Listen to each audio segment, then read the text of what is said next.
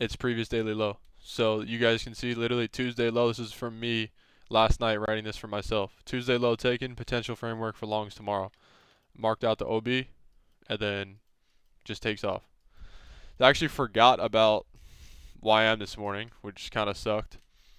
For I don't know how, but this is the exact trade that I took on ES. Just this is what I would have taken on YM. I would have got filled here at 9:30. My stop loss would have been here, and then 2R would have been first TP, and then I would have held the rest of my position until this high, and I would have been all out right there. And then you guys can see what happened. Literally zero pullbacks on the 5-minute time frame until all the way up here. This is the strongest of the assets of the triads, so that's why this had the least amount of pullbacks and the most amount of expansion today. But that was as simple as literally as simple as it can be. Previous daily low swept using that daily inversion still. SMT at the low, and then 8:30 does the damage, manipulates these lows. SMT down here with this 18 o'clock low. Even though I don't really use SMT with the YM, but you could factor it in your trade, and then price just takes off. Now the ES trade, very simple too, but I'll go over it as well, of course. Waiting for CPI, and I'll go over my trade, why I put my stop loss where I did, etc. So 4 hour. The market is closed. Okay, I guess I had Top Step X open. So same thing. Wednesday does what? Rebalances into where? 4 hour for value gap. I'm expecting this large down close candle. Large candle body, right? It does what? Sweeps at a low. Still inside of a fair value gap. Also is inside of what? So this is that same order block that we were looking at before. Now we have another large manipulation move, and that also gets closed above.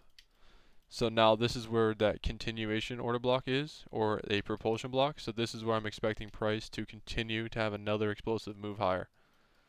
So we have our one failure swing above, which is all-time high, so obvious draw on liquidity.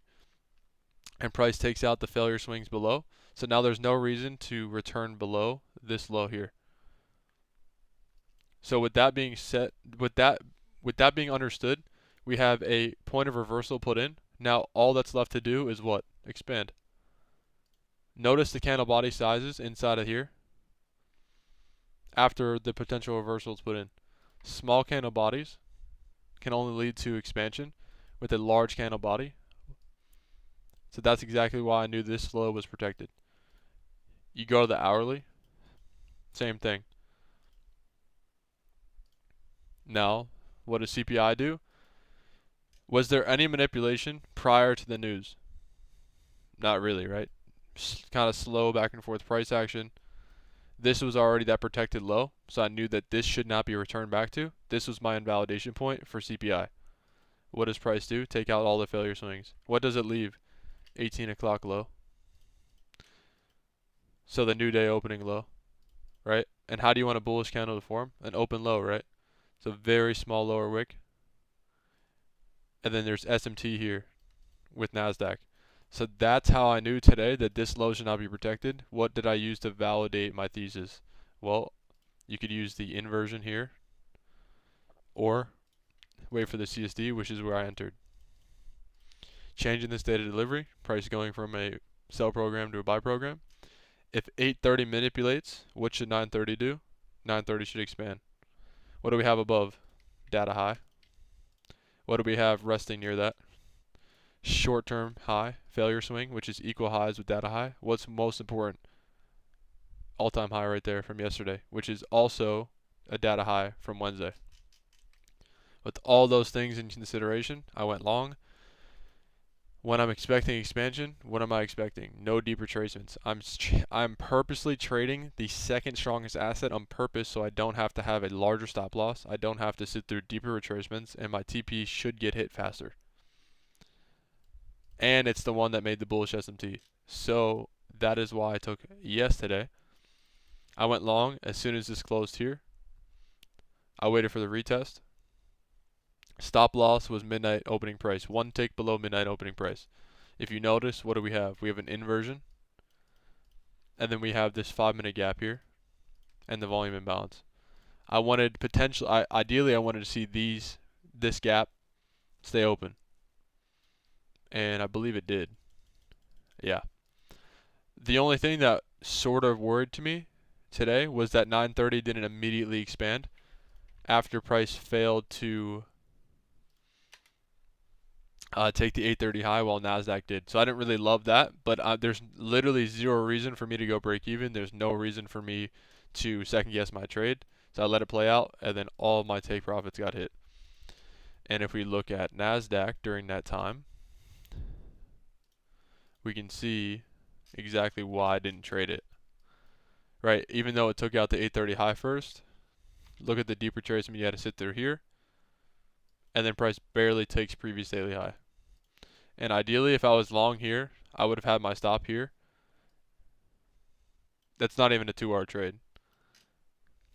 And if you would have held for 2R, you would have never got hit for take profit. So that's another reason why I traded ES. The risk to reward was much better. I knew that that whole number up here of 6,600 was also a potential draw. So how did I manage my position? I went long here. Stop loss was here. 9.25 stop. First tape P, always 2R. I got filled here, or on this candle at 10.05. And then second take profit, or my full exit on my XFAs, because I only had 2 contracts, was at 3R. And then on my Tradeify accounts, I held my last runner I had until Nasdaq took out previous daily high, and that is where I called it. I got TP'd right here. I exited manually at 11:20. And notice how price is using all-time high as support here after it breaks through. It's exactly what I wanted to see, and I wanted to see a 10 a.m. continuation, and that is also what we got. And notice what I said earlier. See how price left this gap open? Not large deep retracements. What do we have here? No large deep retracements. That is what the classic signature is of an expansion of price, right? Small fair value gap getting used, price expands. Another fair value gap getting used, price expands. Same thing. But at this point in time, you have to realize that Nasdaq hits its objective. ES is getting later and later into the day. The only thing above really that's realistic is the 6,600 number. There's not a reason to continue holding the trade. Notice also that the speed is starting to slow down, right? There's not just consecutively up close candles anymore. It's starting to have little larger deep retracements, even though they're a majority of wicks. But that is the reason why I got out of my position. And then you can see what price did for the rest of the day. Not much.